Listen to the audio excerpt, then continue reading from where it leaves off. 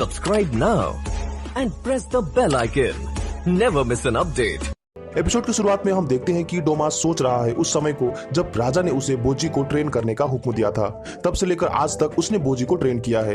इस दौरान वो बोजी से काफी जुड़ भी जाता है और वह उससे वादा करता है कि वह हमेशा उसकी रक्षा करेगा। उधर दौर से रानी को बताता है कि किंग बोसे के मरने के बाद रैंकिंग ऑफ किंग कमेटी के जज आए हैं ताकि वो नए राजा को उनके हिसाब से रैंक दे सके। यहाँ मिरर डाइडा को किंग बोसे के शरीर से उनका स्ट्रेंथ लेकर कंज्यूम करने की बात कर रही है ताकि वह भी किंग बोसे की तरह शक्तिशाली बने। पर डाइडा चाहता है कि वह खुद अपनी काबिलियत और पोटेंशियल से ही अपने राजकाज को संभाले। हमें पता चलता है कि किंग बोसे के डेड बॉडी को मिरर ने ही गायब किया था और उसके कहने पर ही डाइडा ने बोजी को मारने का भी ऑर्डर दे दिया है। अगले सीन में हम देखते हैं कि रैंकिंग ऑफ किंग्स के जज एक हथियार की दुकान में एपिस से मिलता है। वह एपिस से कहता है किंग बोसे बहुत ही शक्तिशाली थे, अगर सिर्फ स्ट्रेंथ के आधार पर रैंकिंग होती तो वो जरूर नंबर 1 होते। इस पर एपिस कहता है मैंने सुना है जो किंग नंबर 1 रैंक में आता है उसे दिव्य तिजोरी में से कोई एक खास चीज लेने को दिया जाता है, लेकिन अभी तक सभी किंग्स ने उसी एक खास चीज को चुना है और उसको पाने के बाद वे लोग या तो गायब हो गए हैं या फिर पागल हो गए हैं। आखिर वो चीज है क्या? इस पर जज कहता है मुझे नहीं पता। उधर बोजी, डोमास और होकुरो एक शहर में पहुंचते हैं।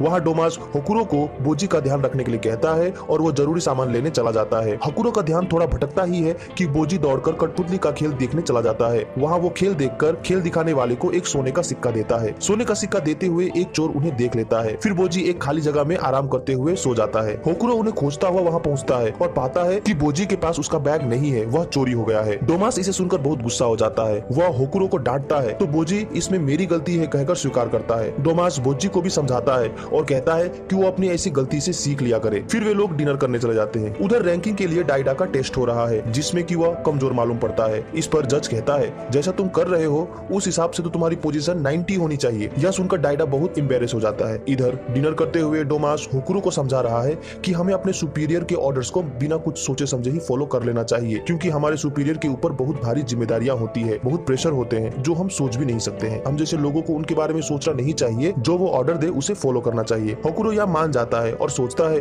कि प्रिंस बोजी के ऊपर कितना प्रेशर होगा और कितनी रिस्पॉन्सिबिलिटी होगी, मैं यहाँ कभी नहीं समझ सकता। अगले दिन वे लोग वहाँ से निकल जाते हैं। डोमास कहता है यहाँ से हमारी जर्नी और ज्यादा खतरनाक होने वाली है। तभी रास्ते में बोजी को अपना बैग पड़ा हुआ मिलता है। उसे पाकर वह खुश हो जाता है। उसमें सारी चीजें जैसी की वैसी पड़ी हुई रहती है। फिर वे लोग आगे बढ़ते हैं। रास्ते में बोजी को एक तितली दिखती है। वह उसे पकड़ने के लिए उसके पीछे भागता है कि तभी वो एक गहरे गड्ढे में जा गिरता है जो कि जानवरों के लिए एक ट्रैप होता है। तभी उसे उस गड्ढे के पास एक रास्ता दिखता है। वो वहाँ चला जाता है और देखता है कि वहाँ क्राउन पहने एक बूढ़ा आदमी लकड़ी का नुकीला हथियार बना रहा है। बोजी उसे देखकर डर जाता है और संकेतों से समझाता है कि वह यहाँ कैसे आ पहुंचा। वह इंसान समझता है कि ये सेक्युलर वर्ल्ड से एक बच्चा है जो कि बोल नहीं सकता, जिसे जंगल की रहस्यमय दुनिया यहाँ खींच लाई है। तभी उसके ट्रैप में एक और जानवर फंसता है। वो उसे मारकर ऊंची पहाड़ी पर ले जाकर उसे पकाता है। बोजी उसके साथ ही होता है। तभी आसमान में एक रहस्यमय चीज उड़ती दिखाई देती है।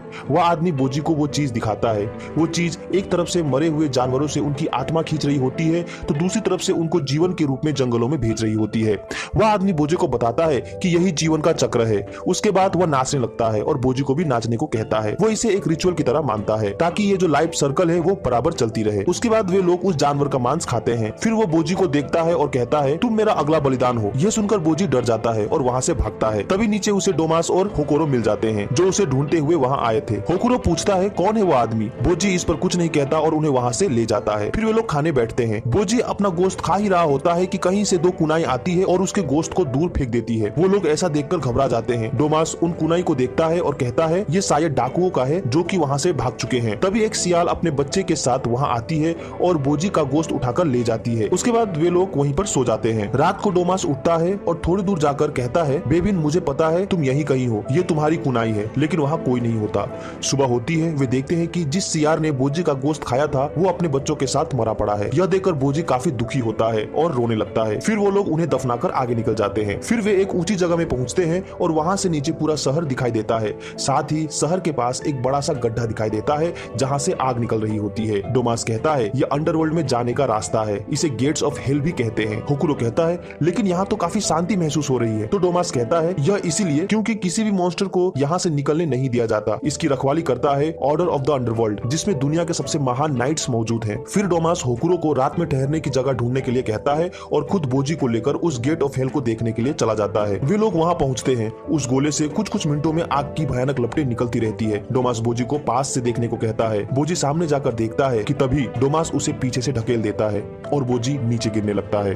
तभी एक और भयानक आग की लपटें ऊपर उठने लगती है। डोमास इसके बाद जोर जोर से हंसने लगता है, लेकिन तभी उसे बोजी की याद आती है और फिर वह घुटनों के बल गिरकर रोने लगता है और अपने इस काम के लिए उसे माफी मांगता है। उधर डाइडा एक सपना देखता है कि वह अपने माँ की बात ना मानकर आईने की बात सुनकर सामने रखा एक संदूक खोलता है। उसे खोलते ही वह एक काली अंधेरी दुनिया में पहुंच जाता है। वह घबराता है, डरता है। उस अंधेरी जगह से कई सारे हाथ निकलने लगते हैं और उस पर हमला करने लगते हैं कि तभी उस बक्से से बोजी भी निकलता है और एक होप की तरह वह डाइडा की रक्षा करता है, उसे उनके अटैक से बचाता है। डाइडा खुद को बहुत कमजोर महसूस करता है। तभी अचानक घबराकर डाइडा जाग जाता है और वह आईने को बुलाकर कहता है कि मुझे अपने फादर की पावर चाहिए। यह सुनकर आईना हल्की मुस्कान भरती है और वे लोग अंडरग्राउंड जाने लगते हैं और यहीं पर यह एपिसोड समाप्त हो जाता है। अगर अच्छा लगा हो तो इसे लाइक करें, तो सब्सक्राइब करें।